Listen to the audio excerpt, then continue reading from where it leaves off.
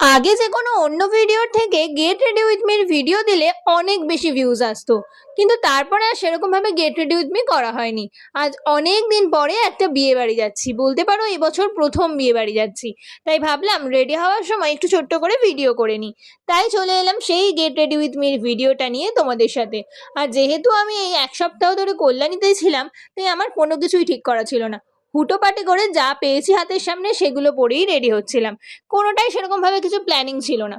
যাই হোক, আমি যেভাবে হালকা করে মেকআপ করে রেডি হই বারবার সেই রকম ভাবেই রেডি হচ্ছিলাম।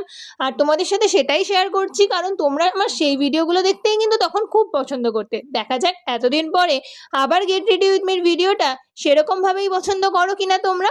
তো এই ছিল আমার ফাইনাল লুক। তো অবশ্যই জানিও এই লুকটা কেমন লাগছে। এই শাড়িটা আমি এর আগেও পরেছি। তো এই সাজে কেমন লাগছে অবশ্যই জানিও। দেখা হবে নেক্সট ভিডিওতে। বাই।